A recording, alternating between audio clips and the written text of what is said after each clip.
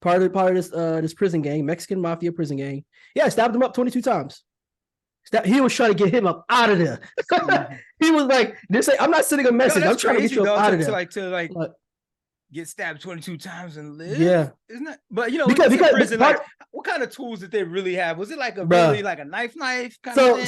So in prison, I believe you know people use the term like shank or pick or whatever. So you can make those things out of pretty much anything, out of a toothbrush. But enough to get up in there with it though. Enough to get not give niggas just like paper cuts. No, I think they, because there's like, and that boy had 22 shots at it. and yeah, for real, that boy did not get the job. He had one job. I mean, he didn't blow it. So we love life over here, all life. with his whole clique, he probably ain't living that down. Like, damn, bro, you had one job, bro. You had one job. One job.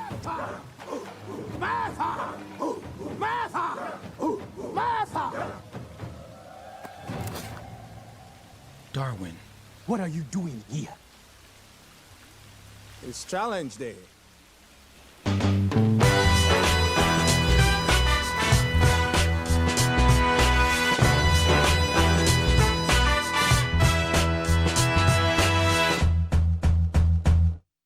What's up, y'all? This is Challenge Day, Season 3, Episode 7. Which I got going on. Challengers, mount up. A symbol. But anyways,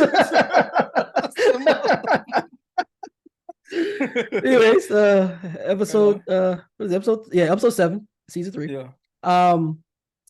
So you guys, quick housekeeping. Check us out on all of our social media handles. The ones that you like to frequent, all the ones, the ones. Add another challenge day. You'll see it at the top of the screen as I'm speaking. Hopefully. But anyways, with that being said, editing. We'll see how it goes. but anyways, let's get straight to it. Let's jump into the mass count. What you got for us for the mass count? Well, I ain't got it for y'all, but y'all can hold that 624. Yeah, we just report the news. Hey, I'm just here to report. Look at my hands. Look at my hands. Okay. It's 624. That's where it's at. Yeah. And so we discovered previously on Challenge Day, right? We discovered the feature on the Gun Violence Archive site where we can see like the line by line mass shootings that we're reporting on. So we're at 624, and I could say as of so today's we're recording on the 3rd. So things may have changed by the time you hear this message. There was three mass shootings yesterday: Mississippi, Colorado, and California. And that was December 2nd, and a bunch of people were shot. We got about 11 shot. 2 people killed when you combine all 3 of those, just this is those 2 people right there that were killed. This is 2 families potentially, or 2 people that have families and that is inevitably changed for the rest of their lifetime. Absolutely. So it's lives are changing every day because of a lot of this senseless violence that we could do something about. We could reduce it at least, right, as a country, but we don't. I mean, it's worked in Australia. It's worked here, when we tried it. But so that's the number. I put a special plug for our mass shooting episode that we did last time. We really featured. It was a Washington Post project that we want to just signal boost as whatever footprint that we can. So that's man, 624. That's where we at. Okay. With that being said, we'll jump into the throwbacks now. Some things. We got some updates with Gaza, right? Yeah, we got some update with Gaza. With the throwback, we usually want to kind of like make sure we keep on the radar some things. It's pretty much pins that we put on the cork board, so we want to revisit some of those things. So, absolutely. So there's been hostage release. So it was roughly 240 hostages. As a reminder, was captured on October 7th.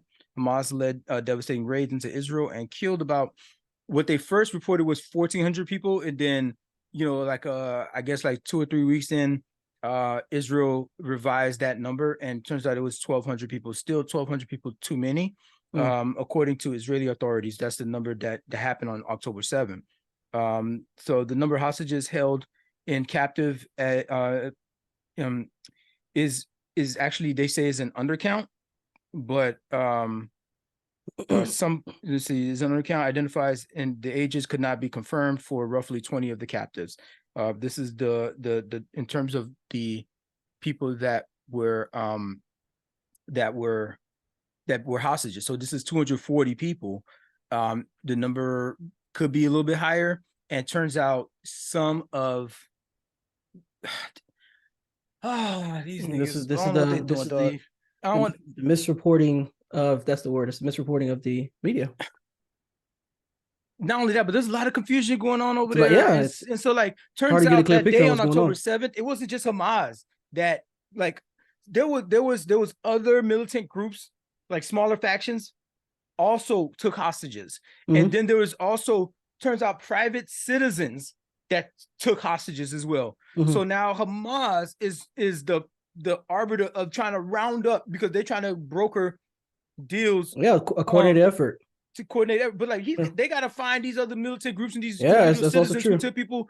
Hamas has to coordinate that in order to continue this, like, pause in because they're able to do this because they agreed to a pause in fighting. Yeah, it wasn't a ceasefire. They were very, very sure not. Oh, they kept calling it a ceasefire. Okay. No, they weren't.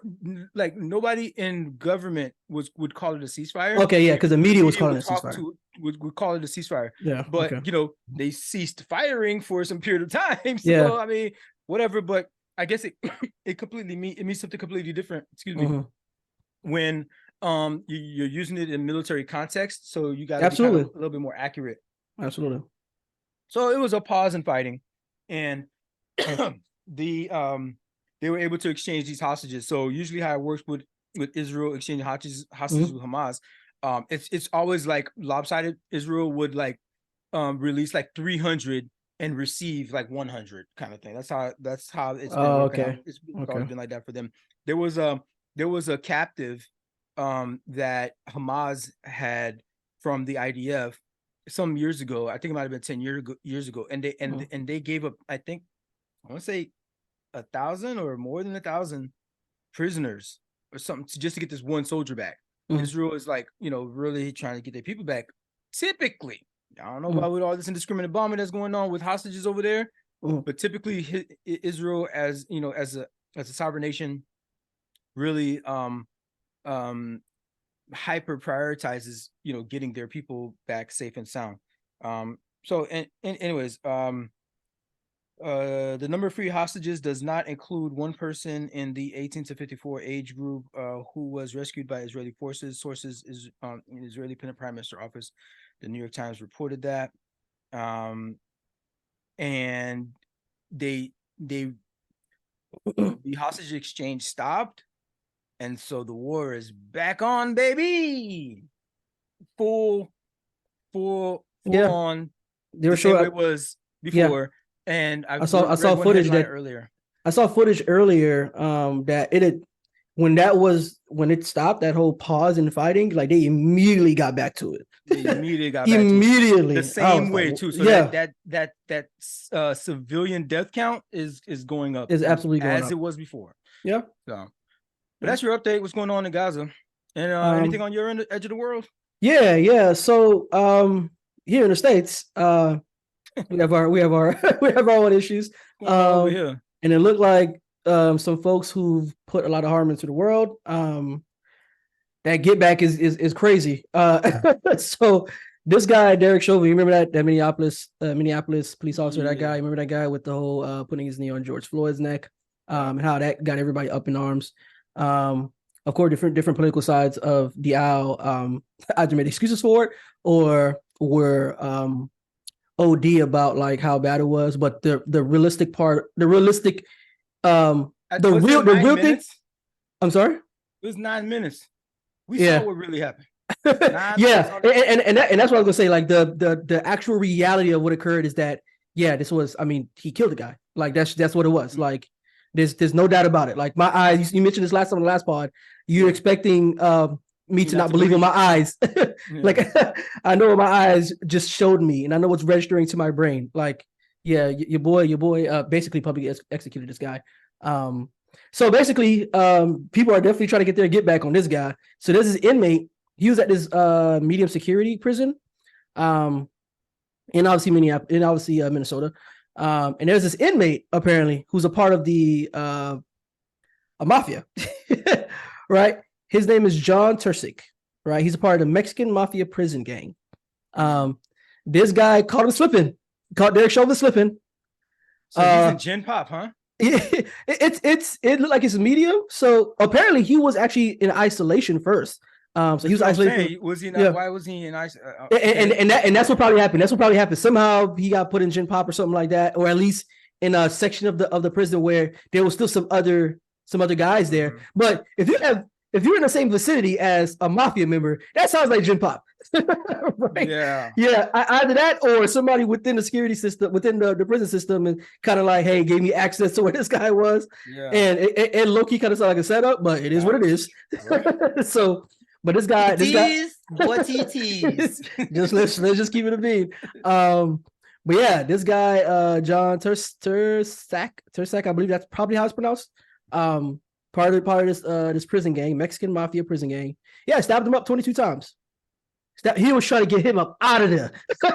He was like, I'm not sending a message. I'm trying to get you up out of there. To get stabbed 22 times and live. Yeah, isn't that? But because prison, what kind of tools did they really have? Was it like a really like a knife kind of thing? So in prison, I believe people use the term like shank or pick or whatever. So you can make those things out of pretty much anything, out of a toothbrush. But enough to get up in there with it though. Not give niggas just like paper cuts. No, I think they, because there's like, and that boy had 22 shots at it. and yeah, for real. That boy did not get the job. He had one job. I mean, he didn't blow it. So we love life over here. All life. with his whole clique, he probably ain't living that down. Like, damn, bro, you had one job, bro.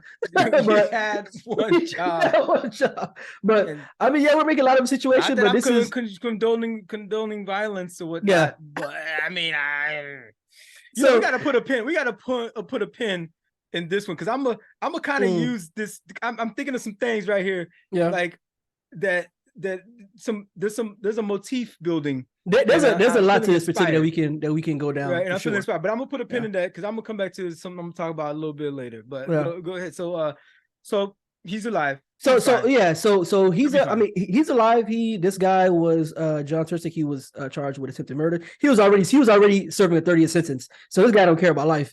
But he was like to do this after already be serving a 30-year sentence, knowing that this is going to just tack on another. This might be his last chance to go get at him, because like what you guys serving probably a long ass term too. So maybe like they were going to be moving him to another place or something like that. And it kind of chance. Yeah, it kind of sound like that. It kind of sound like that. Like, ever see this fool in real life? There he is. You know what I mean? Yeah. And they're like, yep. Oh, I gotta go get him. Stab, mix, stab. That's probably stab, mix, stab face. Stab, mix, stab face.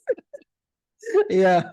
So and honestly, when you explain that way, that probably was the case too, because you run into people you don't really chance. But it could have been one of those things where like either it was like an elaborate effort to get to him, or he probably just had like an opportunity, he just seized it. So that's what happened. Speaking of somebody who may be in Gen Pop soon, that boy George Santos thing is catching up to that fool quick. Right? So the House expelled George Santos on ethics violations, and while he's accused of breaking federal law, and the ethics committee is like, we think this fool did that joint, right? So the House on Friday voted to expel Republican Representative George Santos of New York after a blistering ethics report on his conduct heightened lawmakers' concerns about the scandal-plagued freshman. Santos became just the sixth member in the chamber's history to be ousted by colleagues, and the third since the Civil War. The vote was 311 to 114. So you need 2/3 in order to pass something like this, right? And House Republican leaders, they oppose removing Santos because they already have a thin majority.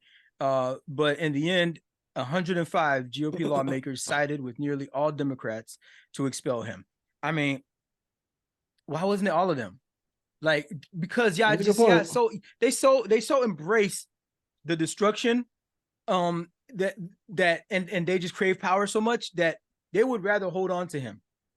That's what they're saying. They would rather keep him amongst their ranks, knowing this dude did all this stuff wrong. He like freaking stole campaign money to go get Botox and go into Vegas and have like OnlyFans, go like subscribe to OnlyFans accounts. Yep. That's what he's doing with the bread. And y'all know he's doing it, and he's unapologetic about it. But what I want to kind of pivot to about it is coming to a streaming service near you. George Santos movie in the works at HBO Films. They about to make a movie about this fool, of course. Yeah. Is it gonna be is it gonna be like a one of those biographical type of movies, or is it gonna be like a dramatic type of representation of his life? I don't know. I think that would be more entertaining, because they can definitely make him to be. But how about this though? There's a show called Veep. Yeah, with Shorty from Seinfeld. What's her name? Julia Dreyfus. Yes, yeah. Right, and so, so imagine if one of the producers, let me see, I'm reading this article real quick from Deadline. The meteoric political rise of George Santos and the web of fabulous tales it was built on are getting a movie treatment. Yeah. HBO Films has optioned the rights to Mark Chuzino's new book, The Fabulist. The Lying, how do you say this dude's name? Chuzino's new book, The Fabulist. The lying, hustling, grifting, stealing, and very American legend of George Santos. So this dude wrote a book on it. Okay, so HBO Films picked up. That was published back in last month. So hey, book recommendation. All right. Yeah. Mark Chuzino, and the book is called The Fabulist, and they about to make a whole movie. That's gonna be, and especially if you give it the undercurrent of comedy into that, from like the way that they do it on Veep, you know what I mean, where it's like serious, but it's like stupid funny, you know what I'm saying? Like it's supposed to be serious subject matter, but it's too funny. Like I like the way they do that. Like they kind of do like they in the Office. It's kind of shot just like that. So that's your boy George, the update on George Santos. But in positive news, I want to shout out to Xbox making the move to make Sarah Bond their new president. Come up with that move. That this would be making she would be the first Black woman in such a role at a major game company. Bruh, do you think she nice in COD, man? I play with a Black woman in COD and on my team, and she be killing it. And she be killing it. I know she be doing her thing. She be doing her thing. Putting in work. So I don't know if that's the standard though, man. Oh, but speaking of COD, but speaking of COD though, that's part of it. So what happened is that let me see what they wrote about this here.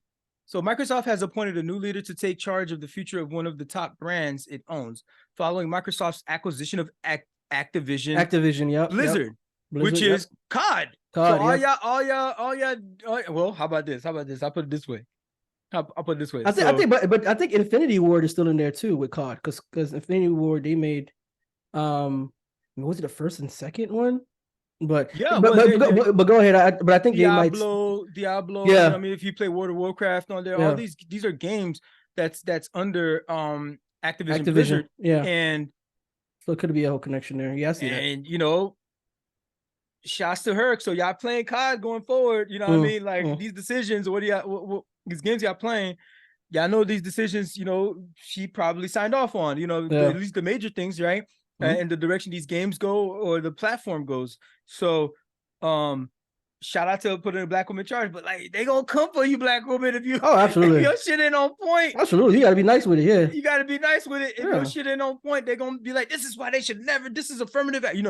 That's what's gonna happen. So y'all gotta like put that resource in there, like y'all been doing. You know what I mean? She's got the credibility for it, with her passing. She used to run the entire marketing for all this stuff anyways, right? And now she's president CEO, so she deserves a fair shot, just like you would have invested in whatever other new leader that you would do. Ain't no time for no austerity measures. Ain't no time to be like, oh, we're slimming down Xbox and all that bullshit. And then she happens to be the face of the downfall or whatever the fuck, you know, you're going to do with these games going forward. So just wanted to prop that up, but also put that on folks' radar. Yeah. So good news there. Any good news else in the world? Not for FSU. They got snubbed. Oh, no. And FSU is 13-0. Me personally, me personally, I'm snubbed from what? I'm trying. Let me explain. Let me explain. So they were snubbed from the college football playoffs. The actual selection process happened last Sunday night. That happened already. Yes, sir. No, that's it. Sorry, Saturday. No, Saturday night. It was Saturday. Saturday, I believe it was Saturday. Yeah. Because you can actually look at it now and see who were selected. I gotta see this. Hold on. Yeah. So it was Saturday. It was yesterday. So this is very interesting. So FSU being 13-0, right? You're expecting like, okay, yeah, it's FSU. They should definitely be in the top 4. They end up finishing 5th, right? But this is what happened though, right? What's the list? So you can just put who's in the CFP. Okay. Just put that. You'll get a bunch of links there. So basically, try to get this pretty quickly. So basically, just real quick, Michigan came out to number 1. Number 2 is Washington. Number 3, Texas. Number 4, Alabama. So this is why people were kind of a little upset because they were like, Alabama should not have gotten that spot, right? Remember Alabama was number 8, right? But this is what happened though. Alabama beat number 1 Georgia yesterday. But they lost to Tennessee. That was a while back. But listen. Let me finish. They still beat the number 1 team. And because they beat and they were number 8, they beat the number 1 team and they jumped them 4 spots. Right? This is why Florida State got snubbed, right? They got snubbed because the last couple that number one, number 2, which is kind of crazy when you think about it, because that tells me that you're really a lot of the rank is really because of like depending on because a lot of the ranking system is about like the returning players and how good the players are and that stuff. But for one person on your team to be that heavily weighted is kind of crazy to me when it comes to the ranking system. But anyways, there's another thing. It's only 4 teams, right? Yeah, so it's only 4 teams. But this is also what happened with Florida State. The way, even though they won, the way that they won didn't look good. And they use like metrics, right? So like, for example, University of Miami, they beat UM, right? But they beat UM 27-20 when they were supposed to smack them, right? They end up playing North Alabama and they smacked them 58-13. Like, okay. But we played them, right? Florida played Florida State. They beat us 24-15. I was still kind of blown about that because we should have beat them. Because if you saw the game, we definitely had opportunities to beat them. So that also didn't look good. That was an ugly win. And they played Louisville and beat them 16-6. That wasn't a pretty win either. And because metrics are also used in this, like they have actual analytics where they use algorithms to even do part of the decision making. The wins weren't the margin wasn't wide enough.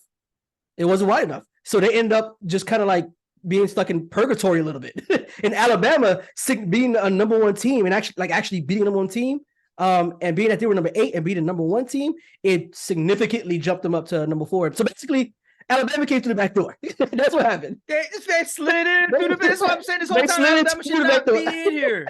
Yeah, they slid it through the back door, man. And so obviously Georgia got knocked out. So Georgia is like number. Hold on, wait, where Georgia is right now? I think I saw it earlier. The one thing I think I saw about this is how like who had better wins, right? And so yeah. Oh, Georgia number 6 right now. Yeah. So yeah, Georgia's number 6. Yeah. Yep.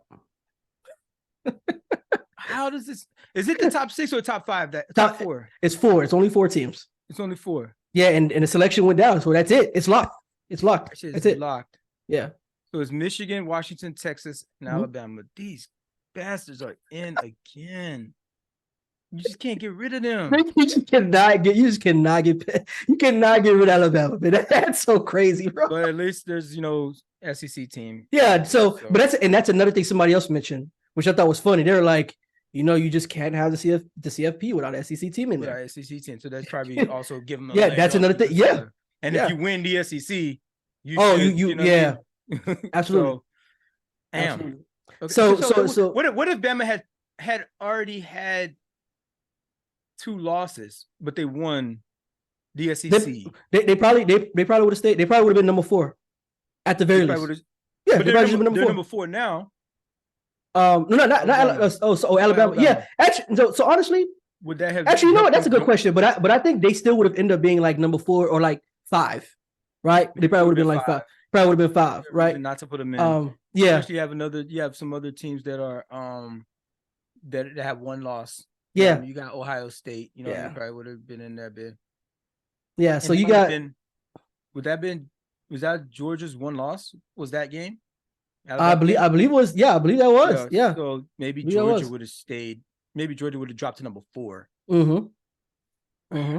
Yeah, I don't know. Hypotheticals. Yeah, that was Georgia's only loss, and they lost at the worst time. Mm-hmm. And they play and they play next week on the 30th. Well, in the championship game, they play Florida State, so they're gonna feel some kind of way. But 5 and 6 is always gonna play 5 and 6. That's the championship game they play with them in the Orange Bowl. But yeah, it's out of there. They can't basically play for the national championship. If you're not in CSP, you can't play for the national championship. So basically, FSU fans are upset. Honestly, I enjoy that they're upset because I don't like FSU. I don't care. But that's what happened. But I understand the frustration. It's kind of wild though. I think FSU should have still been in there though. But because they didn't lose, right? And they still had a pretty tough schedule. Like the strength of schedule was still pretty tough. But when it comes to CFP, man, double late losses, man, get like that last 3 or 4. If it doesn't look decisive, then it's always gonna reflect bad on you, especially if you're not from the SEC. So that's it. I don't care. I mean, like, I care more that I'm more upset that Alabama got in there. Yeah, that's everybody. That's everybody, really. Yeah. That Vente, if you're gonna drop Florida State, then put somebody, maybe I don't know who else maybe you would have put Ohio State up there. Okay, it would be still kind of like weird, but like to then make it Alabama, that's going to be 4 spots. 4 spots. A team that we literally said 2 weeks ago or like a couple weeks ago, we're like, their chance of making CFP is gone. And for them to still get in there through the back door, man, it's kind of like, yo. Anyway. So that's just that. So that's also, so low key, that's also actually probably going to translate into Alabama's recruiting because kids are probably looking at like, oh, they lost, and they still was able to get in there.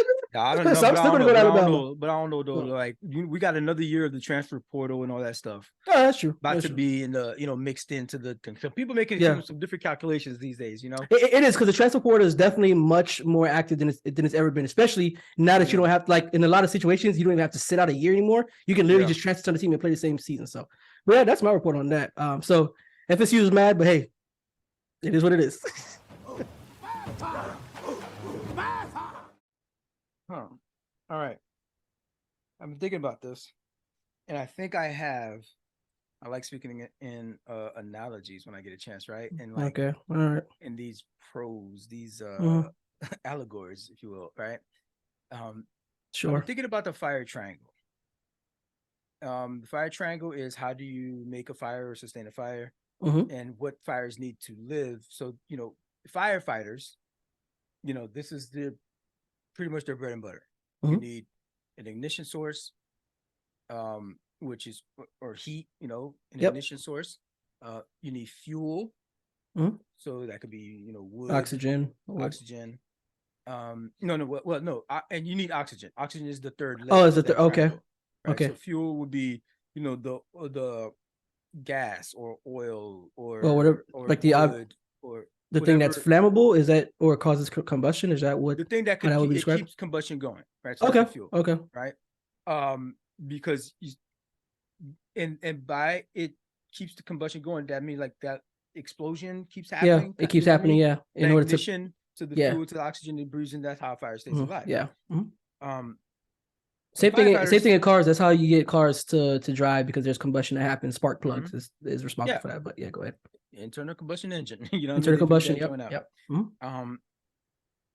But if you're a firefighter, you have to know this, and you have to figure out a way, if you're trying to put fires out, to break off one of these legs of the triangle, so it won't be a triangle anymore. So you could even see sometimes when they have commercials where somebody has a stove fire and they sell these blankets that you put the blanket over the fire, and you would think that the blanket would catch fire or something like that, but what you've done is you've snuffed the oxygen out of that space, and so it just turns to smoke. So you just broke off one of the legs from there, right?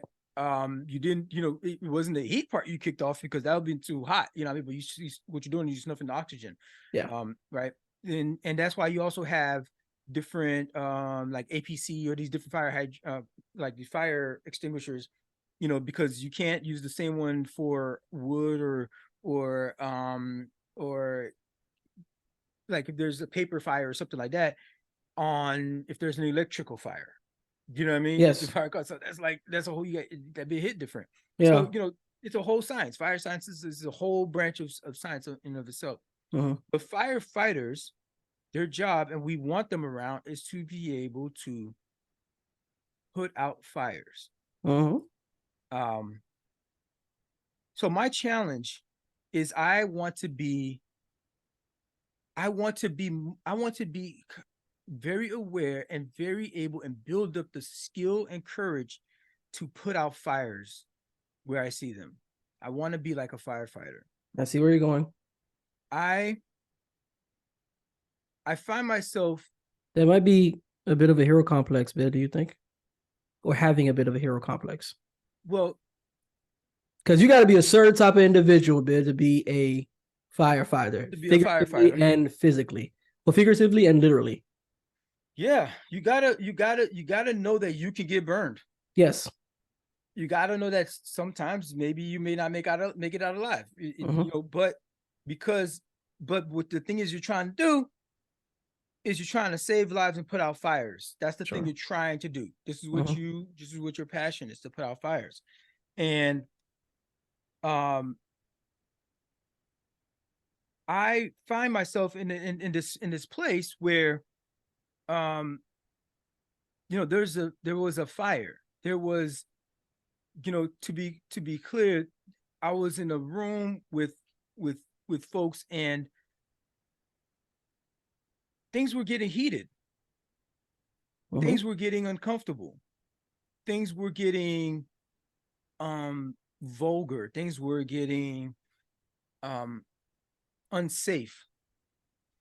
And I looked up at one point and realized that the room, there was just people adding oxygen to what was going on. Or there was actually some people adding fuel.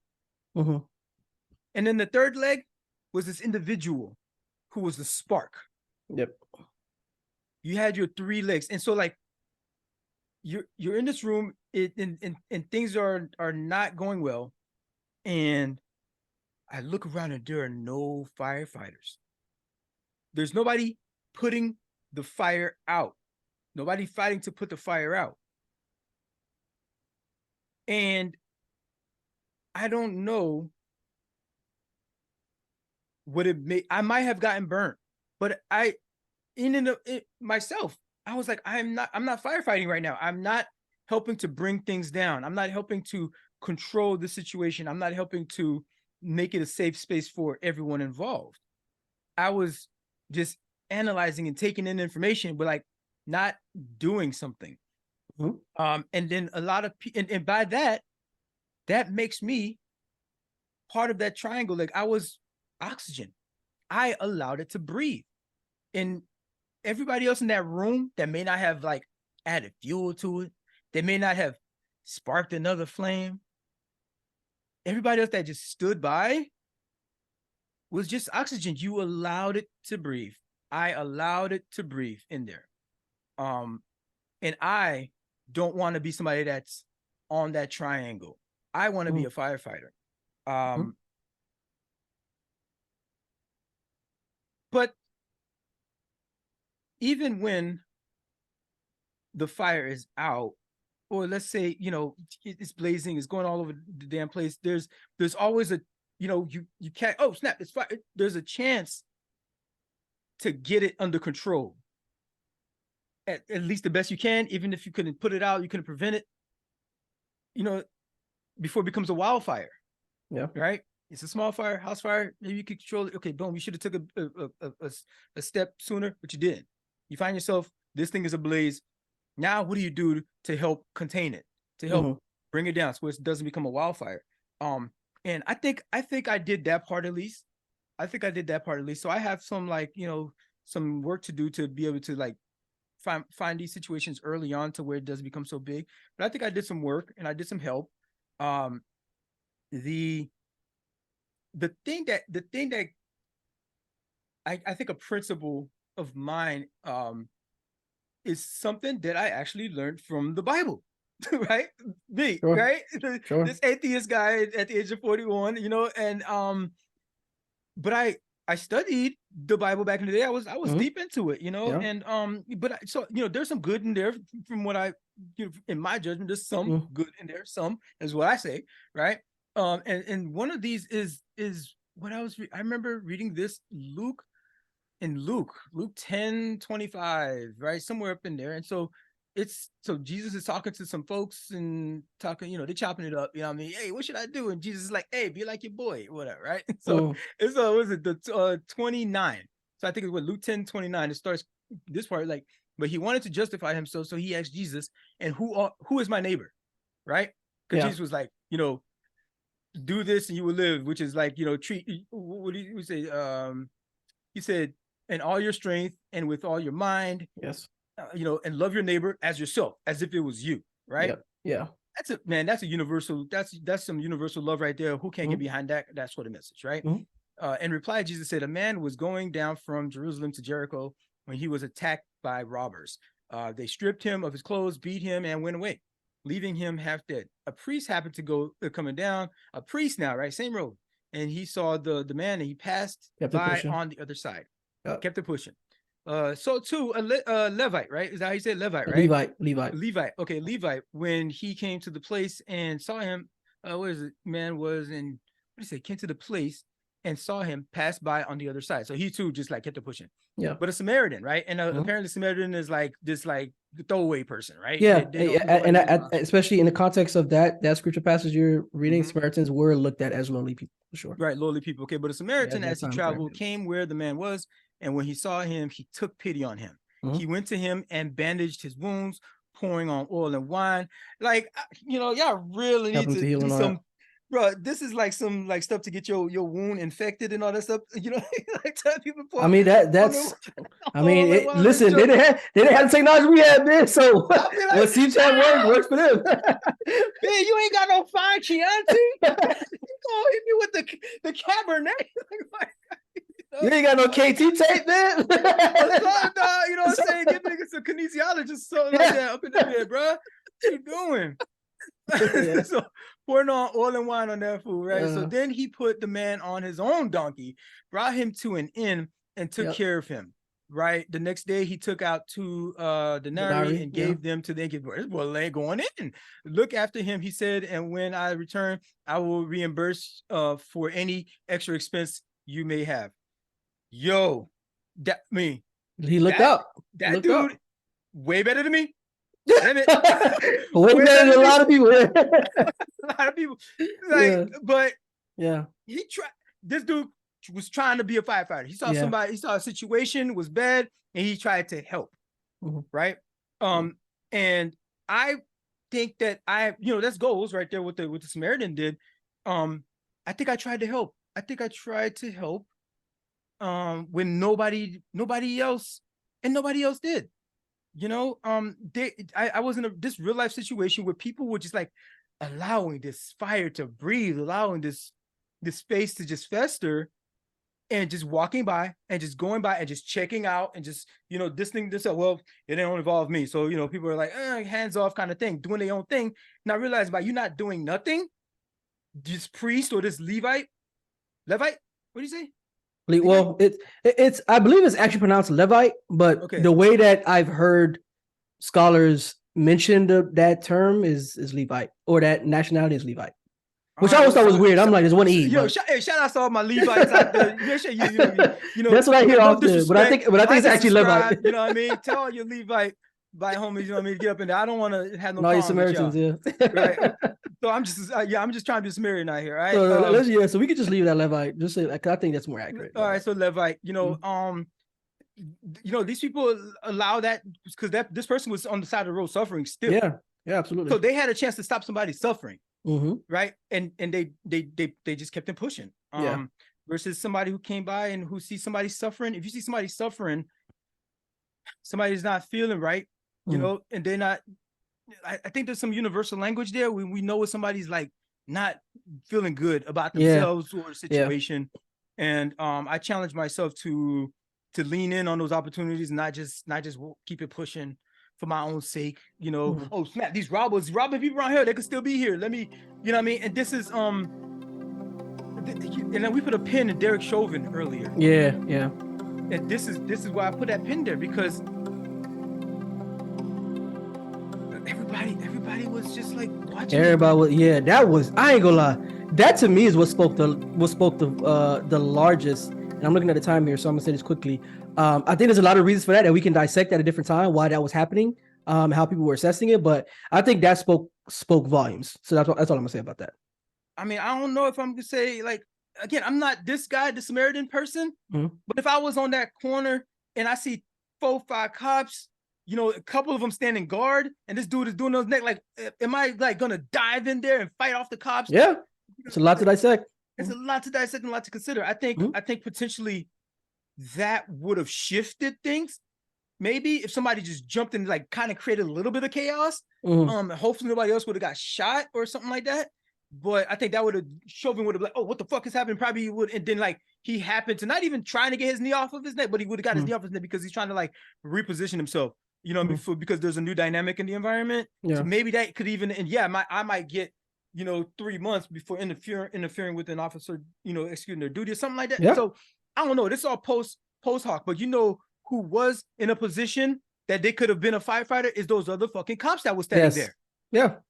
They did not have to fear police brutality being imposed upon them. They are the cops. Yeah. They stood by. Yeah. And let that bit breathe. Knowing that this particular officer has a record of being a wild boy. They, and actually killing people. Maybe one or two of them were like, oh, I'm not fuel because I'm not holding him down. Or I'm not also have my knee on the back. I'm not fuel. And I'm not the one that sparked it. I don't have hands on him. I'm not doing that. Is I'm absolutely I'm not the ignition, but not realizing that you're allowing it space to breathe. Yeah, you actually have the power to do something about it. Absolutely. You're absolutely complicit for sure. And so I don't want to be complicit by allowing oxygen, fuck shit to ride out in my presence. If I'm able to be somebody by what I stand on my principles, when I see some shit going down, somebody's being bullied, that's just one thing for me. I just cannot let stand. It irks me. You know what I mean? So I at least tried to be a good Samaritan after the fact, but I should have been a firefighter, and that's my challenge. For me in particular, what gets my blood boiling is student loans. Student loans. I don't even know where to begin with this. So it's not that I wasn't aware that obviously they had to be paid back, right? I mean, it's back, baby. And I'm also not one of those hopeful people that are like, oh, the government will figure out a way to cancel them for me. Nah, I'm not one of those people, man. No, that's not. I know the reality of the situation. I'm prepared. I know how these things, what happens with these type of situations. I know that a lot of these things that occur are largely based on those who are in office, as far as political office, and essentially what's best for at least from the government. You got to do. But I know, I know as a U.S. citizen specifically, I know that ain't nobody out here gonna save me, bro. I got to put in the work. I got to devise a plan. I got to get it done to get these student loans. Get these student loans wiped out. Now, for me in particular, I mean, I have quite a bit of student loans. I have quite a bit of education. Talk, young brother. Okay, let them know. But I will say that some of it was probably unnecessary. At the time, I thought it was necessary because I was one of those. I came up through the Occupy Wall Street, and it just I came up through that whole situation where people had master's degrees and couldn't get a job. I had a master's degree for a while and I couldn't get a job. Right. I end up like the profession I'm in right now is not even the profession that I even have a degree in. Right. I have like this one certificate in it, but and I have like regular certifications in my position, but like an actual master's level education in it, I don't. It's really just job experience. Right. So it's actually irritating because majority of my student loans, probably 95% of it was because of master's programs, trying to get a job, because that's what was pitched to us millennials. You got to get you got to get a bachelor's degree, you got to get a master's, you got to get these different things. I mean, really what it'll pitch to us is getting that bachelor's degree. What ended up happening is when we got our bachelor's degree, it was a whole different universe. We got our bachelor's degree. So it's like, it got more competitive. To be competitive in the job market. Yeah. They couldn't think about that in freaking 1989 or 1993. Yeah. They just knew about college. That's it. They didn't know that, 15 years or whatever, how long after that, it was going to be like the world is going to shift to where master's degree is what became. So they would have then, if they freaking had a time machine, would be like, make sure you go to college and get your master's. Yeah. You know what I mean? Yeah. Like that. Yeah. So, and that seems to have been the case. And a lot of times I get angered just thinking about it, because it's like, dang, I actually went to college. Like I literally went to a 4-year university. I was University of Florida. Full ride. All the loans that I got was for my master's programs. Like literally all the loans, except for one loan that because I took like a summer course for like $400, but that's whatever. $400, I can pay that pretty easily. So, but outside of that, that's why I say like 98% of it is for master's programs. And it irks me every time I think about it, because it's like I worked really hard professionally to get to where I am, only to get that usurped by student loans. And you know what I'm saying? Like, reminded that it's back to paying that big. We had like pandemic. And it makes the whole mechanism of the rat race so heavy and visceral. Yeah, like, and it's just it's so irritating, because it's like it's like this capitalistic society makes it so hard for you to get out of it. Bro, let me tell you like this. It's pretty much, I think I told you this before, that everything that we need to survive and function in the society from henceforth is going to be a subscription service. Facts. That master's degree you paying every month is basically just a subscription service. That's what it is, man.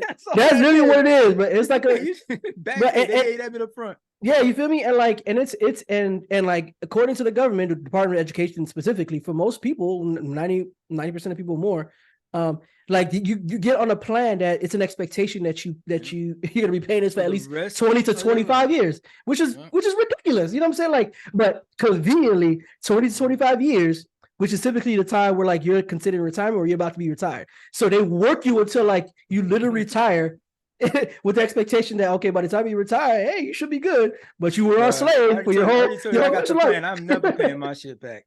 I repeat. So I be on the most minimum joint I can get. I get the firmest left and right. Every time I qualify for one of them joints, I'm like, oh, that's me. You know what I'm saying? Oh, did you stub your toe? You get 6 months deferment. Oh, that's me. You know what I mean? That's dope. Like I definitely recommend anybody take advantage of whatever system they can to like help in that regard. Right.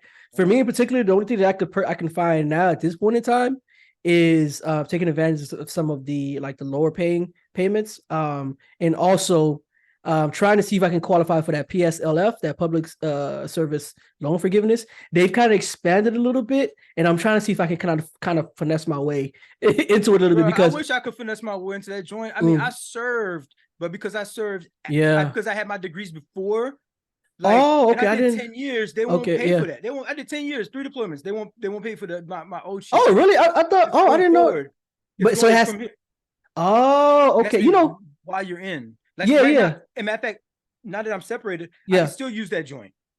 Okay. So I can go get another degree if I want to. I could pass it on to my wife. You know what I mean?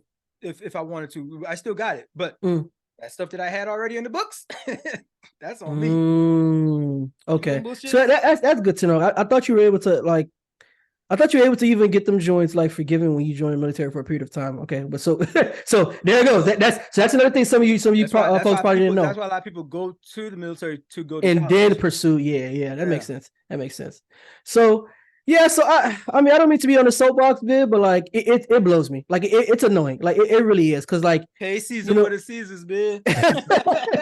and it's not a small amount that I'm paying that I'm gonna have to start paying. I mean, I'm paying like a minimal amount right now, but like it goes by my income. So and that change is supposed to happen like in February of like the larger amount that I gotta pay. So Talk that talk, nigga. I so see you sneaking. I see you sneaking. no, I'm just letting people know. Let me hold some. No.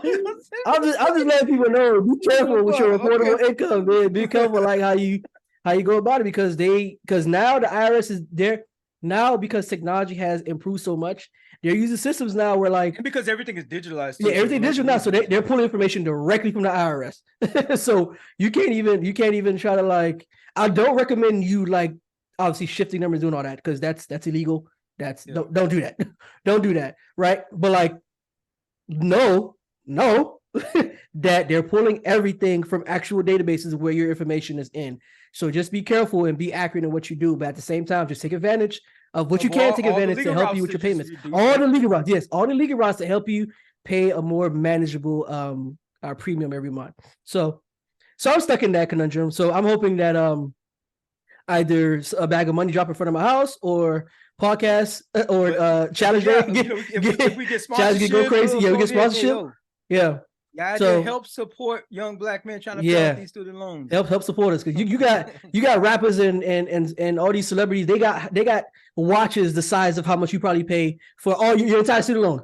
You know what I'm saying? Like they got 200, they wear $200,000-$300,000 watches. Like no, you know what I'm saying? Like they wear 2 or 3 masters. That's what they're wearing. Master's degrees. Now you know what I'm saying? Like so, like come on, man. Y'all can help us brothers out, man. We doing y'all a service for sure. Getting y'all this game. You feel me? But anyways, but that's basically about my challenge. My challenge is just like addressing these student loans, addressing them head on, just accepting the reality because it is what it is, but obviously being financially responsible, and taking advantage of any legal route that I can to manage those expenses. So that's what it is, and that challenge will be conquered. So letting y'all know because I don't play with my finances. So but that's all I got for you. What up, fam? It's Darwin, the guy that was just talking. First off, thanks for watching and supporting the show. But I gotta give y'all some homework. Your challenge, if you choose to accept it, is to interact with the show. That means 1, hitting that like button, because I know you like our stuff. 2, make sure you subscribe, so we can swim our way up your timeline whenever we drop new content. The third thing, please share the channel with your friends. Maybe they'll learn a thing about a thing or two. Oh, last thing, we're over here talking about what y'all talking about. So go ahead and carry that conversation on into the comments. We be up in there too. So I want to put y'all up on this project 2025. It's something that came across my radar. So I'm sliding it over to y'all so y'all be just aware of this thing. This is the presidential transition project. So it's called Project 2025 because the election happens in November 2024. And then 2025, that next January, is when the president gets inaugurated, right? Mm-hmm. And so this thing is a project that pretty much stems off of a plan that the Heritage Foundation had developed. That is, this thing is like a hyper it's militant in terms of its like this was step by 1, step 2, step 3, like very like operational, Interesting precision okay. on what they're planning on doing here. So I'm on the website. They got another click on the website because I'm on here. So this is a building now, and now is underlined in red. So we'll flash on the screen if that doesn't scare you enough, right? Building now for a conservative victory through policy, personnel, and training. They go on to say it's not enough for conservatives to win elections. Punko, what? No, it's not enough for conservatives to win elections. Mm-hmm. If we are going to rescue the country from the grip of the radical left, we need both a governing agenda and the right people in place, ready to carry this agenda out on day 1 of the next conservative administration. And we already all know who is most likely to be the standard bearer Yeah. for the next conservative administration. Yeah. Yeah. And you're talking about victory through policy, personnel, and training. They're talking about starting to build this now. Again, this is their website, right? If you know that party is wholly controlled by the MAGA branch, and I'm also telling you now that there is a project underway. They are vetting people today. They've been doing this, interviewing people. It's clearly concerning. And when they're interviewing people, they're scrubbing their social media to see if they've ever said a bad word about Trump. They're already building this idol up. They only want people. They want to have this catalog developed of people that are like fully, wholeheartedly MAGA. It really like it. I just cannot understand. I'm just gonna use that word. I just cannot understand how a guy like that was able to garner this kind of following. Like, kind of like it's so devotion. Wild to me. Yeah, like it's mind-boggling to me. It really Still is. Reading from their website. This is the goal of the 2025 Presidential Transition Project. The project will build on 4 pillars that will collectively pave the way for an effective conservative administration. Again, reading from their website. And so I hate that they keep using conservative, because that's not conservative, bro. I hate they keep using that term. They have accosted it, but like they have. Which all the rest of y'all, quote unquote conservative, what y'all gonna do about it? That's fair. Y'all still gonna vote that's fair. For freaking what's his name? Mike Johnson. Isn't he the new guy, Mike Johnson? I think the new Speaker of the House, who signed off, who was the architect of the January 6th, the challenging of the fake electors and all that kind of stuff. He wrote the casework on that. That's who is the Speaker of the House currently. Yeah. So he owns that conservative banner because y'all give him the power to do that, and he's a MAGA person. So I don't know about y'all, man. I got this. If you gonna be, I'm looking at the skits over there. I don't know if it's me. I'm just saying. This is their brand. Yeah, it ain't about like what you think you are, or what you but like as far as their brand, TM copyrighted as it is, conservative. Yeah, no, they own that's that. fair. That's fair. And so if you better call yourself something different. You better take off that mantle, that name, because if you call yourself conservative, you are calling yourself this. Here's the 4 pillars. That's a policy agenda, building on the legacy of a mandate for leadership. This comprehensive policy guide for the incoming presidential administration will offer specific proposals for every major issue facing the country. That already sounds like a freaking totalitarianism, pulling from the expertise of the entire conservative movement. They're not talking about democratic movement. They're not talking about, the places where maybe liberals won, some blue states, and I'm the president of blue states, red states. No. This is strictly, this is a caliphate. It's a conservative caliphate is what they're trying to do. Wow, okay. Personnel database.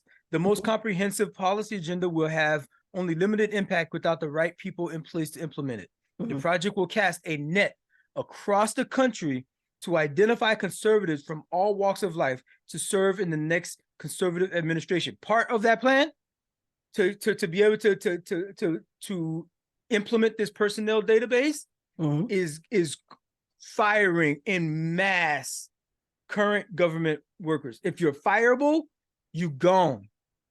They're gonna gut the ethics board and all that kind of stuff to like write them a memo that makes it okay. The Congressional Budget Office, CBO, they'll make it work. They're gonna put those people in the CBO already to give them the results that they want. They're gonna put these people in ethics boards. They're gonna put these people in the executive positions in all of these agencies and all of these watchdogs. That's what they're going to do. Now that they're in, when it comes time to actually appoint an actual secretary of education secretary, or Department of Transportation, or military Joint Chief, all that stuff. Like they will have the people already doing the underling work, building up through that, through those positions that can actually be the underpinning of all the shit that they want to do at the executive branch. Okay. That's what the personnel database is about. Training to turn this talented pool into effective conservative administrators. They want to make sure now they don't just want to die hard. They want to Trumpers or MAGA folks. They want to make sure they actually know what they're doing this time. You see, a lot of the stuff that the MAGA people that Trump appointed and put in place, they were acolytes. Granted, they were sycophants, but they didn't actually know how to do a thing. Get to govern, to get the cogs to move, to get the trains, ding ding ding, to run on time. Right. So the project will bring together experts who have served in prior administrations and can share their knowledge through workshops, seminars, online videos, and mentorship. They're trying to get these people coherently knowing how to create the logistics and the operational standards of running implement this. Yep. A dictatorship. Implement a dictatorship and autocracy. 180-day playbook. The time is short and conservatives need a plan. The project will create a playbook of actions to be taken in the first 180 days of the new administration to bring quick relief to Americans suffering from the left's devastating policies. Apparently, as great as the economy is, as all these reports, as great as the job numbers, as all these reports say, as great as all these other measurements that we see, when you look at which states rely more on welfare, it's all the red states. Yeah. Who's contributing the most to the tax system? Is all the blue states. And so the welfare states, these red states, the only reason they can even thrive is a lot because the blue states are thriving the way that they are.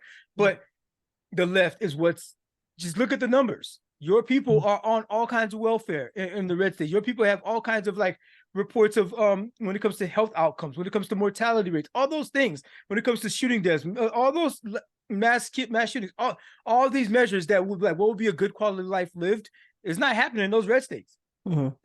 Destruction looks like it's only happening in one place. Well, not just one place, because you spread out. You can zoom in Maryland somewhere. You can zoom in some of these California, of course. Yeah, there's bad things there, but it ain't the left that's destroying. And mind you, like kind of what I said before, it ain't. It seems like to me that a lot of the left is trying to be firefighters. It's trying to be Samaritans, helping people, giving people resources and things like that. And it looks like these quote unquote conservatives are the ones that are just like, nah, pull yourself by your own bootstraps. And then now let's see how the citizens are doing in these red states. But this is what they're trying to implement throughout the whole country. A more apt reading what's happening. They say a little bit better for me. Reading from this article here, it's called The Real News Network. Mark Steiner writes, and its headline: Trump Project 2025 and the plan to bring autocracy to the U.S. Built on a policy platform authorized by Heritage Foundation, Project 2025 seeks a rapid and almost total takeover of the federal government. So again, the potential return of Donald Trump administration looms large in U.S. politics. He is leading these polls. He's leading as he gets more and more indictments, as he gets more and more trials, and he is gaining more popularity. The distance between him and the next person, like Ron DeSantis, and then Nikki Haley, is surging a little bit, but he's getting more and more praise. So how can you still today call yourself a Republican, knowing that this is going to be your standard bearer? You're going to have to vote, right? You're going to vote. There's a lot more there that they got to say, but you get the gist. Yeah, you get the gist. This project is happening. They are working these people, already interviewing them, already promising them jobs, and people are on standby, and they will fly from across the country, from cross-section, to be a part of this whole agenda. Part of this whole thing. These are brown shirts that are lining up for this job. If he wins, now if he doesn't win, there's they may still be still go to work. They like evil never sleeps. Evil never sleeps. So you better believe they're gonna still be working. They're gonna still be working in the background. Oh, absolutely. I say like this. Yeah, I have my complaints about Joe Biden. Yes. Yeah, I think he's mad old. We don't talk about old people on here, right? food should be like off somewhere, carving something out of this wood that he found in the forest and making something for the little gifts for his granddaughters, grandsons and stuff. Shooting squirrels and stuff like that. I mean, in the backyard. Man, go watch some birds and stuff, So yeah. I got my beef with Joe Biden. And also, there's some things and some promises that I feel like he could have leaned in more. Like, I really feel like being Black in America and like really how South Carolina and Claiborne kind of like the black congressman there kind of gave him the nudge that he kind of needed to win the caucus at the time. So the Black community real, but we do vote our interest because we're like, we see what this Trump thing is, and the vast majority of us, some of us on socials may have promoted Trump and really like doing that whole MAGA thing, but like the bulk of us did not vote for him. The vast was like 90% of Black women did not vote for Trump. You know what I'm saying? And for Black men, it was still like 85% did not vote for Trump. So like these people that get these platforms, these 15%, 10% make it seem like we all like two-sided with it, but we ain't dumb. Yeah. We ain't dumb. The vast majority of us know what's going on, and we know where we got to put our vote to that can do the less damage, and maybe we could have a little bit of manipulation to have actually help us a little bit going forward. But I say it's like this: regardless of what you feel about Biden, regardless of what he may have let down, that he has promised and not promised. We talked about the student loans earlier, whatever. There's only two choices on the ballot for this presidential ballot: is democracy or not democracy. You guys remember Henry Kissinger? Yeah, Henry Kissinger. Remember that guy? Some of you may not know who that guy is. He was a interesting, infamous political figure in the late 60s and early 70s, particularly because he was he wore a few different hats, but more specifically, he was an American diplomat. He was also a political scientist, geopolitical consultant, and a politician that served under Richard Nixon and Gerald Ford as a U.S. Secretary of State and National Security Advisor. Yeah, so like once you hear that Nixon reference, that you kind of already know where we're hitting, right? And this was typically between 1969 and 1977. Well, not typically, but this was between 1969 and 1977. Henry Kissinger operating in that capacity. And anyone that knows about that time period knows that what war was going on within that time period? Vietnam. Ding, ding, ding, Vietnam. Right. So he had his hands in quite a few different things in that time period. So, bro, did you want to kind of talk about that a little bit? What's kind of wild about that Vietnam joint is that, I mean, we had people protesting it at the time. Oh yeah, absolutely. Saying like, "Yo, this is it's not a war. It's not our war. What we doing over there? But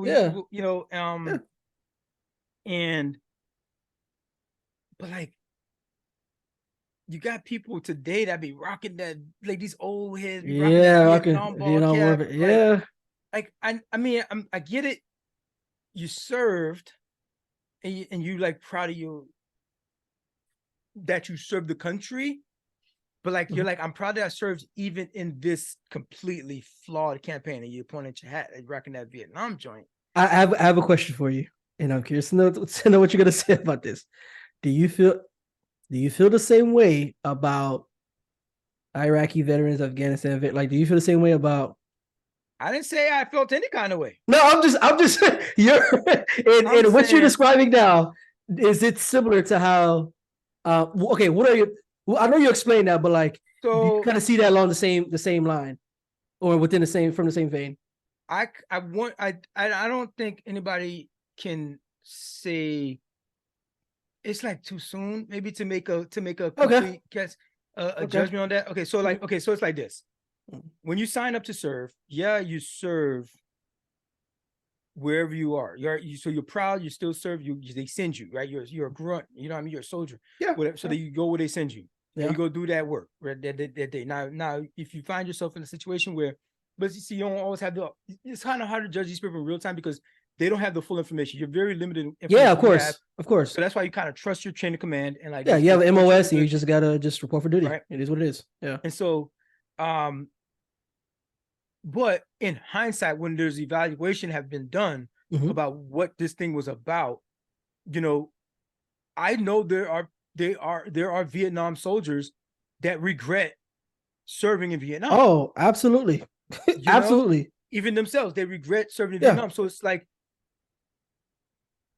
it's not like we're so nuanced right now where we don't know that was an unjustified war and we like killed a bunch of people, civilians alike, and like, and that you know had nothing to, like, we had no business doing that, And a right? lot of And we American carried on deaths for a long too. time, right? Like a Yeah. lot of American deaths too. Mm. So could that be said of going to Iraq? Like, Mm. it was a war of choice, Yeah. really, but was it, you know, the the the world power, you know, the highest world power trying to shape the world Yes. into their what they think would be a better fit. Yeah. In this kind of stuff, yeah, we've done that forever in memoriam. Mhm. I don't know, it's still a little squishy. So Yeah. if somebody, but I don't see a lot of people like, I don't see a lot of people rocking. Do I see a lot of people rocking like Iraqi freedom I've seen hats quite I've seen and like quite a few, but like t-shirts? that. Yeah, I've seen quite a few actually. Well, because Maybe it's more because of to the spaces I signify the was in. time. Maybe it's more to signify the time that you served, Okay. but for specifically not without giving a message of you standing behind the operation. Mhm. Like, are you supportive that operation happened? So I don't know. I think it could still be a little squishy, but I think Vietnam now is like, bro, you can still rock a Navy thing or a Marine thing when you're old. You know what I mean? Say the ship that you served on or something like that. You know, Oh, so you're or saying it's pretty, yeah, it's pretty much too soon because we still kind of it like might be too soon. dissecting everything that occurred. Yeah, I understand. Okay. yeah. To say is that something that somebody should regret. Yeah. For, I mean, I know, you know, if you maybe served next to someone and they died, and Mhm. you know, there's people that have second chance. Again, some people regret some of their service, you know, some things they were called to do. But Mhm. anyway, freaking Kissinger, right? Is I want to kind of use this whole thing about him dying, and kind of how you just reported a little background there on, you know, a little bit of his past and history, where we could put him in context of historical events and how the U.S. has operated in the world. Yeah. Largely based on his influence at the time. A bit based on his, but like the way that the media is reporting this joint. Oh yeah, yeah, that's kind of crazy. I saw it. I was like, I'm kind of like, yo, there's like, they would say stuff like, oh, Henry Kissinger, who had a complicated history, has died at the age of 100. Complicated. They report him as someone who's infamous, not necessarily someone who was infamous like or controversial. a Like, negative bro, this dude.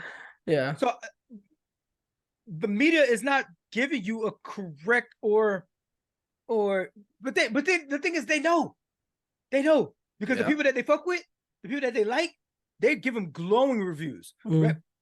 Read about what they say about is it what's Jimmy Carter's wife just died. So Rosalind Carter, she just died. And this was November 19th, she passed.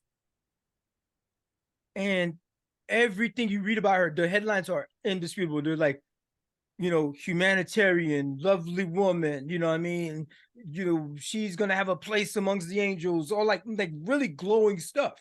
Everything about the work that she did when she was like, the second, was it a steel magnolia? She was tough, but she was a flower. She was still delicate and all, right? Like, pretty much the chief executive, you know, next to the president, like pretty much helped them and sat in like the situation room and sometimes, right? Yeah. And the reviews for her and like the headlines about her was all going, but for him they write complicated, you know, kind of. So they're like, you know, they know something, but they freaking still kind of like whitewash a little bit of the history he has here. But Rolling Stone ain't fall for it. Their headline is Henry Kissinger, war criminal. I even saw a headline that said, "Oh, the dating life of Henry Kissinger." That's crazy. Let me go back. Okay, Rolling Stone. Henry Kissinger, war criminal beloved by America's ruling class, finally dies. That's their headline, the Rolling Stone. Henry Kissinger, war criminal, beloved by America's ruling class, finally dies. I don't know if you have any clicks left, but I'll send you this article. I'll put it in the chat, and you could try to read along. Yeah. I am intrigued. All right. So the infamy of Nixon's foreign policy architect sits eternally beside that of history's worst mass murderers. A deeper shame attaches to the country that celebrates him. You talk about Henry Kissinger's dating life. This person, do you not? Did you forget? Did you forget what this man has wrought upon the world? He died on Wednesday. This was like last Wednesday at his home in Connecticut. His consulting firm said in a statement, the notorious war criminal was 100 years old. This is in the article. They're just straight up just calling him notorious war criminal. Yeah. Right. The evidence is completely before everyone. So there's no way you should be able to mince words about this dude's like life and legacy, and measuring purely by confirmed kills. The worst mass murderer ever executed by the United States was the white supremacist terrorist Timothy McVeigh. Yep. We're going somewhere here, right? Somewhere here with it. McVeigh, on April 19, 1995, McVeigh detonated a massive bomb at the Mira Federal Building in Oklahoma City. Yeah. Oklahoma City bomber. Yep. Right? That killed 168 people, including 19 children. The government killed McVeigh by lethal injection in June 2001. This was something that happened in 1995, right? They killed him in 2001. Whatever hesitation the state execution provokes, even over a man such as McVeigh, necessary questions about the legitimacy of killing even an unrepentant soldier of white supremacy. His death provided a measure of closure to the mother of one of the victims. And she says it's a period at the end of a sentence. This is Kathleen Trinner, right? Whose 4-year-old McVeigh killed. McVeigh, who is in his own psychotic way thought he was saving America, never remotely killed on the scale of Kissinger, the worst revered American grand strategist of the second half of the 20th century. It is estimated that Kissinger is responsible. So you remember the whole Wagner Group thing? There was this guy that was released with, what was he called? The messenger of death or something like that. Yeah, he was so wild. Yeah, he was crazy. The war god or something like that. And we released him from prison. I forgot this dude's name. Yeah. But Henry Kissinger is responsible. Like, he didn't put hands on nobody, but he was in position to call certain shots and make certain moves for maybe 3 to 4 million deaths. 3 to 4 million deaths. There's a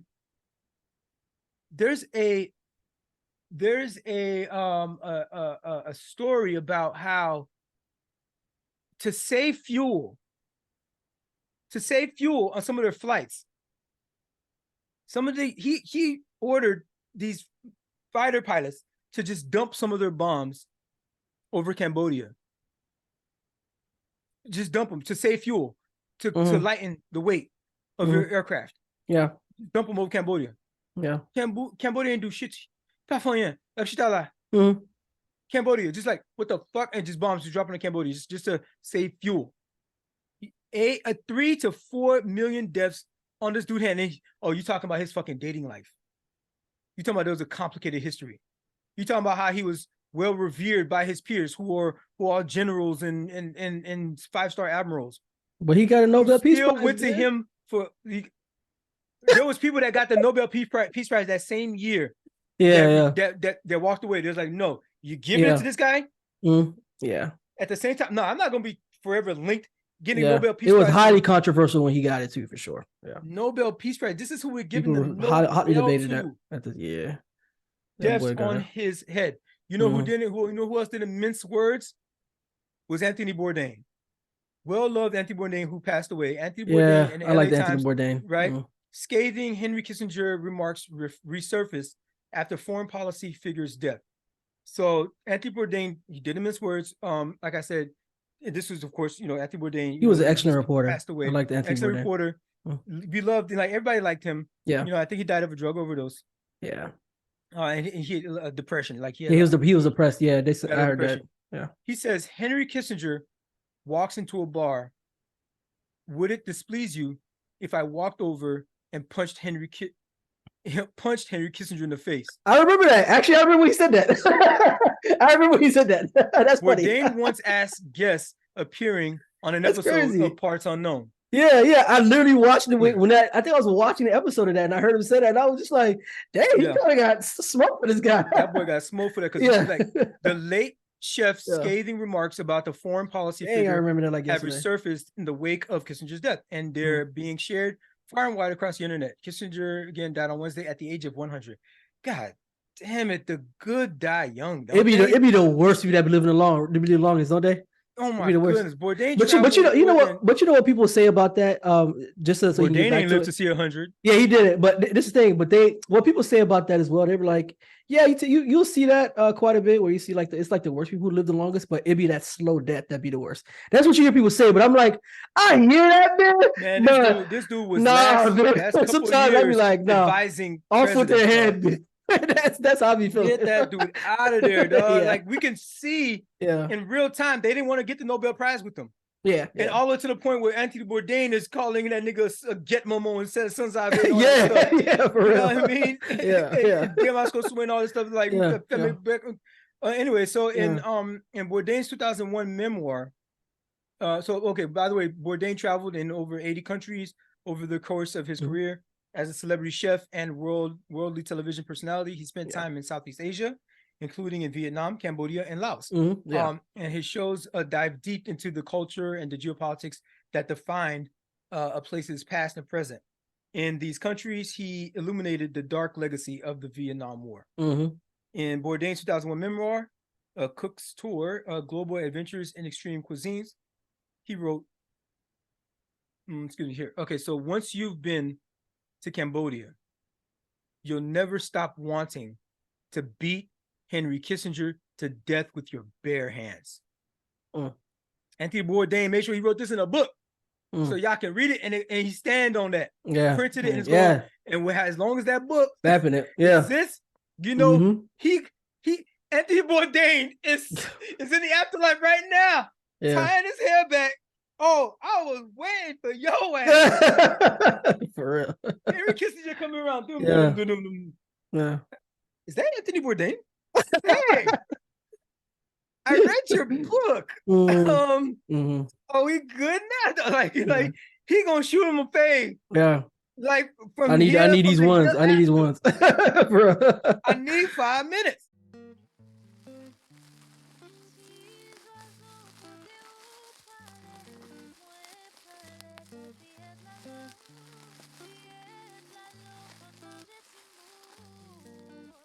Oh, hey friends, welcome to the vibes. That was so good. Well, we got a couple interesting picks for you guys today as we explore the vibes, and Darwin's gonna get right into it. I'm not really fond of one of the picks, but we'll get into it. We're gonna get there. What you got, bro? So first of all, honorable mention Sampha. I kind of want to honorable mention and then do a callback. He's got a tiny desk, like NPR would be looking out for these tiny desks whenever they drop. Yeah, tiny desks are dope. Ones that we rock with. Sampha is on there, and I think it recently dropped. He's an amazing artist. We actually had his album featured on one of our posts back in October, like late October. So that album is called La High. It's an amazing album. It's one of the ones that if people really respect music would be like in the contention for album of the year kind of thing. But if I can get spit, what can I say? But the album is dope. And then so you listen to the album and you go see him perform it live on a tiny desk. So shout out to him for that. And I watched it and I loved it and it was a great performance. His band is great chemistry. I highly recommend a chance to vibe out on some Sampha, a Tiny Desk there. But you know one thing real quick I want to mention though, bro, is like if you, because I'm looking at even some of the people that he worked with, Kendrick Lamar, Drake, Frank Ocean, Jesse Ware, Travis Scott, Kanye, Solange. I mean, these are people that have very large fan bases. So I think at least those folks who listen to those artists would at least give this guy, you know what I'm saying, give this guy a spin. Yeah. So we might have to be maybe a little bit lenient to some folks. Right. But he's a UK artist, you know, and they got a lot of good music coming out the UK. Yeah. I like the energy coming out of there, but the freaking great album. A lot I of talent recommend checking out Spirit 2.0. That's actually the track that I did another post on, and I put that as the background track for that. So that album was dope. And go check out the Tiny Desk for that one again. So definitely what's on the radar though for the vibe. I'm a little, so remember, part of how we're judging the vibe, how we're doing what's on the vibe, what I say is I think you should at least watch it. Not everything is going to be an Emmy. Not everything's going to be a Grammy, because so we do put some shows and some movies and slide them in there a couple times. John Batiste, who won Album of the Year in 2022, made a documentary about this, right? He won that Grammy album, and so he's, oh, by the way, John Batiste is the the Late Show with Stephen Colbert. He's the band leader there, and also we featured his album on our the vibes before. Yeah, we did. So, man, he puts out good music, great work. He very is talented. One of these artists, like he's an artist with it, right? This isn't somebody who just went to, you have somebody that goes to a sip and paint and paints a picture at the sip and paint. And somebody who's an artist, okay? This dude is an artist, like an artiste, like for real. Like he does this, right? And he's trying to, in this documentary, it culminates in him performing at Carnegie Hall. And what he's trying to get out is that there's a new kind of symphony. It's not all this stuffed shirts, just, strings. America, if America had to invent the symphony and become like what is the staple of 200 years from now, 300 years from now, when you go to the symphony, what would that sound be like? Would it still be Bach and Beethoven? Is that what we play at these symphonies? No, probably not. Or can we create the sounds that we are now and have them be the dominant that lasts and stands the time over this other idea with symphony? Because even before symphonies came around, people were probably making music with it different ways, and that was like the height of music and the height of composing different sounds together. That happens somewhere in some remote area of Africa, somewhere like that. So that could be that, but he's trying to redefine what the symphony is, and an American with the American stamp on that. Now, here's what the critics. I've read a couple of reviews on I don't have this thing up real quick. I read a couple of reviews for John Batiste documentary. It's, by the way, on Netflix, right? So if you got that subscription, you can check that out there. I watched it, and I'm reading some of these critics. Like when we go to Rotten Tomatoes, we telling y'all don't just trust one review. It's best to like you put a bunch of them together and kind of see where the pendulum kind of like the scale kind of lands, right? It's 94% on Rotten Tomatoes. Okay, if you say so, and 82% is the audience score. I'm reading the critics, and if you read like and so there's difference, of course. You read the critic review versus the audience review, and you got these critics saying, "Well, some of the backstage material has." Oh man, I clicked the damn thing. It took me out to the website. Has an official feel. Documentary does not shy from showing private moments. That's kind of like bland, but like you give it 5 stars, right? This other critic, both Batiste and Joad put their faith. I think that's the name of his wife, his spouse, and trust in Heinemann, the director, and the result is a candid testament to an unconditional love that's threatened by. I won't spoil what's going on. It's not much of a spoil, it's a documentary because it should be real life. She has cancer. right? But defined by one remarkable couple's commitment to get through it together. So it's a really tugging at the heartstrings thing, because he's like, why he's like struggling to, you know, and they started off like, you know, the announcement that, you know, she won this Grammy, you know, or she's been nominated for it, right? And then to him winning it. Meanwhile, she is going through cancer and chemo. Toughest battle of her life, toughest battle. And so I can see that paradox. Dang, that's crazy. And so, you know, there's moments where she's like really struggling in her health, and they show all this, you know. And so, and then while he's on the road, like, should I drop everything and come there now? And so they're really like, but I feel, I don't know if it was his delivery, if he was too focused on being on camera rather than some moments didn't feel. Some moments scripted, dog. Okay. Some moments feel restricted, and like I know what I was going for. But like it felt a little inauthentic, you know. And that she's authentically sick, you know, I get that. But some of his lines was just a little too polished, dog. When he had his response to her in certain situations, or his response to the camera, or to the, you know, to the people that he's working around, it seemed a little premeditated, kind of like sometimes though, you know, the heart was. Sometimes the heart was there, but then other times it felt like, bro, it feels commercial. What if he was that nice with it, man? No, if it was that nice, I wouldn't be able to see through it like that. Yeah, true. I wouldn't be able to see through it like that. But if some of it's like took me out, but it definitely looked like it was. But it got these fools. It got these fools 94%, 82%. Like, I'm sorry for that lady, but like. This, and as far, and this is one of those things that's just, it's so like industry like focused. It's so industry focused that's gonna be nominated. For an Emmy or an Oscar or something, like Oscar for best documentary. It's gonna be nominated. It's just so they're just playing to that audience of those people, those judges. That's all that it is for. And it's like, if you're really playing for the people that like interested in your story coming up, you know, in this musical family where everybody's in the band. And then you're like, should I be in the band or go to college? I'm gonna go to college. Guess what college he goes to? Juilliard. Come on. Of course. You know, you're still like in the music, you're still doing that. So it's like, but still, like, you could have allowed a little bit more heart in that. And I think whoever did the final editing, or whoever did whoever his acting coach, I still understand. Yeah, you can still use an acting coach, even though it's a documentary. You gotta deliver your lines, deliver the things that you want to say, to be a little bit more coherent, and to be a little bit more, to show the sincerity of what you're trying to convey.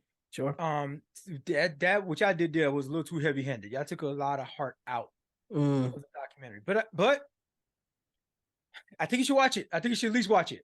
You know what I mean? If maybe it's my cynical black heart. Maybe it's me. Just a little bit, man, because you're not really selling it. Because I'm like, should I watch it? I think you should watch it. I think you should watch it. It could be me. I'm so cynical that it took me out of it sometimes. And other people like it, so give it a chance. You know what I think it also is? I think it's also like, I think a lot of people probably had the same reaction that you had, or they noticed the same thing, but they just took it with a grain of salt. They were like, you know, they took a huge grain of salt, my instead guy. of you going whole. That's your sodium intake for you took a whole different. And I'm like, bro, I see, but that's the thing about me. Like, when I'm listening to music, I listen like beneath the music, around the music. You know what I mean? I don't just like listen, just take what they're giving me. You know what I mean? Just like that. Or when I'm watching movies, you know what I mean? Like, I'm like, why did they do that camera angle?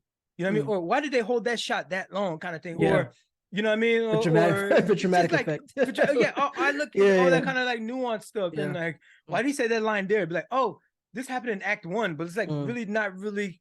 It's there's a plot hole here, not a twist. But like, sometimes I do a plot twist, but like sometimes like there's straight up a hole that you guys didn't like you forgot about that, like but other people are just like, I'm in their universe, I'm in their zone, whatever. I'll just take whatever they give it, however they give it to me. So that's me. I'm a little cynical there. Maybe I overanalyze that joint, right? I have a little bit of a Jeff problem there with the overanalyzing that. What up, fam? It's Darwin, the guy that was just talking. First off, thanks for watching and supporting the show.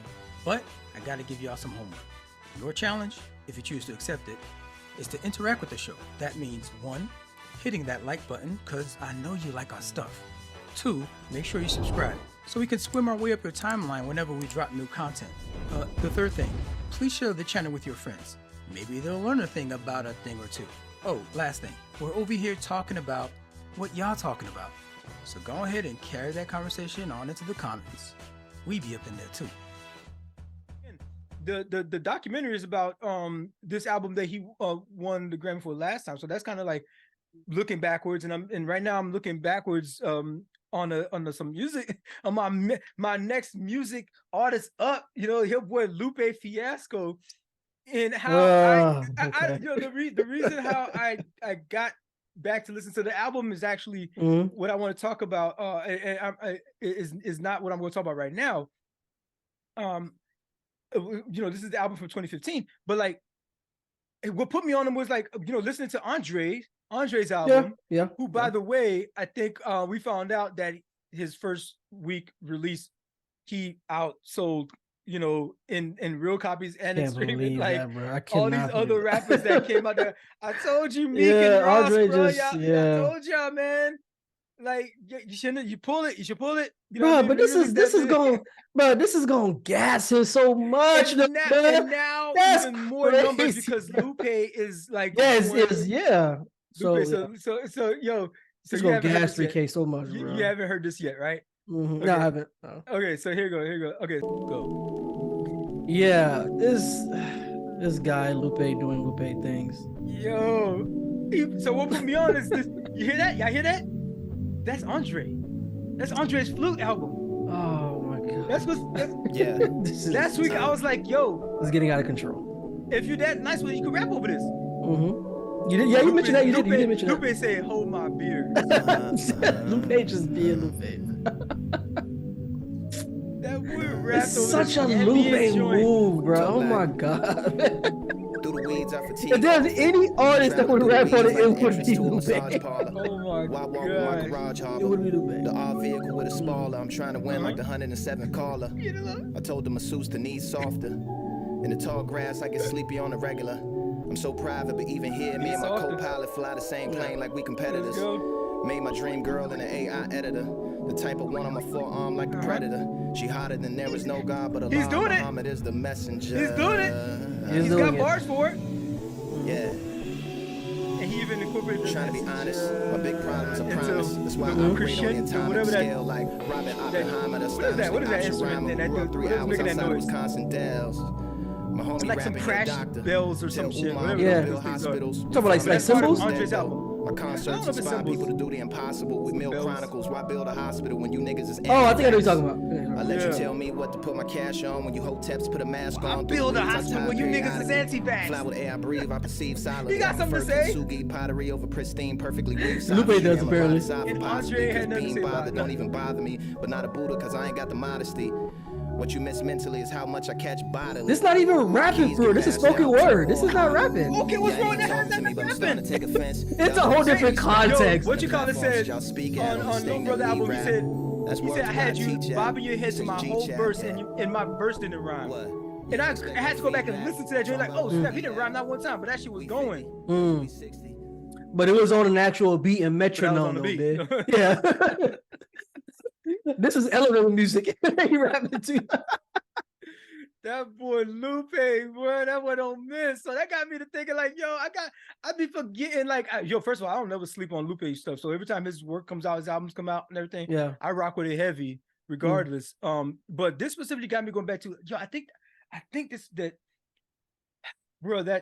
Tetsuo and Youth album, I think that may be my favorite Lupe album of all of his work. Like, are you really hip on all his work though, for real, to make that assessment? Yeah. Okay. All right. I respect it.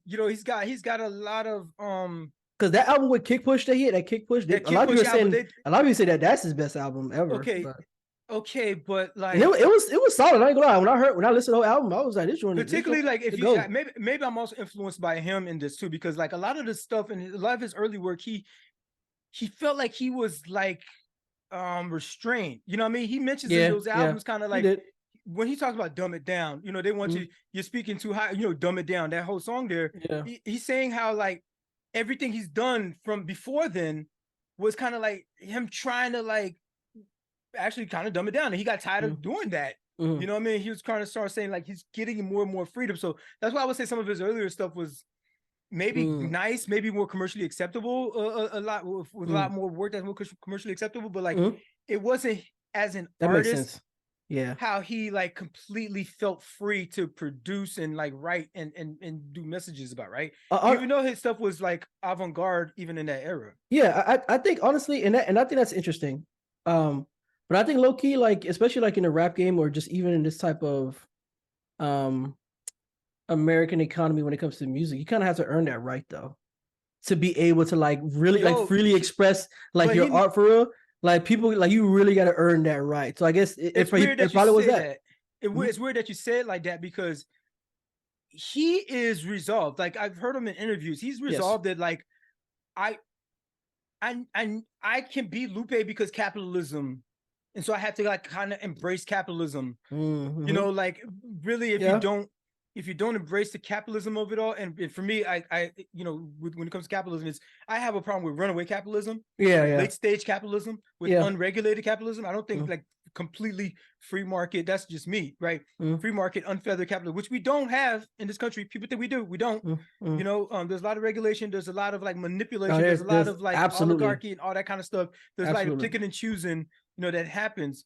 In this in our economic structure here. But anyway, so he's like fully aware that, you know, he needs some capitalism in order to really get his message out, in order for him to really have, you know, be able to have the space to create his art. It's where leverage. He couldn't, is what it is. So you just got to it is what it is. How you what it is, what it is.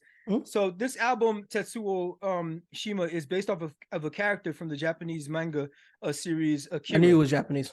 Right? Yeah, and like I said, I think this album is a work of art. He not only is the album work of art, it's from the very essence of the album cover. It's literally a work of art. He painted that. Lupe painted that. Lupe is also a painter. Lupe has is a professional painter. He went through for real. And he went through the proper training and everything, his apprenticeship and all of that. He did an apprenticeship to learn and style and how to actually paint and like that's impressive. Learn his voice and everything. Impressive. I gotta give him props. He painted that album, and he also painted the album that came out, I think in 2018, a drill music in Zion, right? And that music has all kinds, and his albums have layers upon layers upon layers. Yeah. This album cover, actually, it's so the cover is a work of art itself. It's an art piece. It's literally an art piece. It's titled Uomo Mangiato Tigre. That means man-eating tiger. And so you kind of have to. It's quite abstract, man-eating tiger. So you kind of have to like wonder: is he saying there a man eating a tiger, or is it a man eating tiger? Right?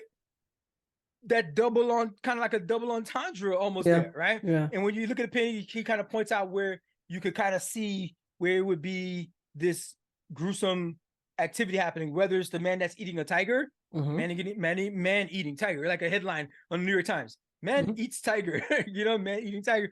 Or if it's this human being who's been consumed by this wild beast or whatever, right? When I tell you he's a professional painter, like again, apprenticeship and everything, this painting is actually worth $250,000. Oh, so it's legit. And he hasn't sold it. He knows this is because he got offered that for that painting. He's had exhibitions before with his work on display in like galleries and Lupe Fiasco. Lupe. Wow, that's impressive. Lupe Fiasco taught a class at MIT. Yeah, I saw it actually. It's on YouTube. So like on YouTube. Yep. So yeah, that boy Lupe is out here on a different plane than the facts. rest of us. Facts. And he comes down on occasion to tease and mess with us. And mess with us, right? That's what he does. Sure. Right? That's why he came down to give you these bars on Andre's flute album. And he can do that because, like you said, that's so Lupe. It is. It's a very Lupe. Yep. So that's so Lupe. Check out John Batiste American Symphony. The honorable mention again, Tiny Desk, Sampha. Hopefully check out his album. What else did we cover today? Quite a few things. Gaza Hostages. You can kind of give us an update on that. Yeah, well, obviously the mass count, but the yeah, Gaza Hostages. Give us an update on that. I gave a little bit of a timeline. A little bit of a timeline of Derek Chauvin, but some, there's people really on that get back time with him. Yeah, so get back time with him. That boy's not having a good old time over there. George Santos is out. You know what I mean? Ladies and gentlemen, we got him, right? But just, they're about to make a movie about your boy. That guy's a problem, bro. He's a whole problem, bro. Shout out to Sarah Bond again. Yeah, shout out to Sarah Bond. Yeah. She got to see when I called though, man. Yo, I be having some problems. I be wanting to throw these controls sometimes. Sarah, I'm gonna need you to fix it. I was pointing at the dude before, you know what I mean? That was nice you. Fix all this shit with COD, yo. I mean, I'm not like I'm that nice with it, but like even I can see it, you know. Yeah, for sure. For the state, what's going on? Yeah, we had that. Yeah. I mean, it is what it is, Florida State. Hey. I mean, it is what it is. You got to take this L, man. As far as CFP goes, that's the only L you took this season. Is that CFP snub? So they did that to you. Can't have it all, I guess. I talked about trying to be a firefighter. You know what I mean? and trying to, at very minimum, don't be one of those legs on that fire triangle. You know what I mean? Don't be oxygen for toxic situations and for harmful situations. Just try to be a firefighter to actually do better. To take another step of putting out fires. So I'm gonna try to do that. Yeah, and I think I touched on student loans a little bit. Moral of the story, the moral of the story for that is just pay them. Just you got to pay them joints back, man. If you ain't got a mechanism to get out of it, just do your due diligence and pay them things back, man. Hopefully somebody will come along. That gives a damn about helping you pay them off. Yeah. For your service. For real. But it's you did 10 years, for example, in the military. I don't know. Yeah. Hypothetically. But take responsibility. Take responsibility. Project 2025. We done told y'all. Right now it's 2023. It is pretty sinister. Next year. It's kind of sinister. I ain't gonna lie. Don't act like you ain't heard. Yeah. And your boy, freaking war criminal died. So that was about it. That's it. That's all I got. Mission accomplished. Yeah, absolutely, man. We hope you guys enjoyed the show. And with all that being said, stay safe, y'all. On la view, changer tempo. It's challenge day.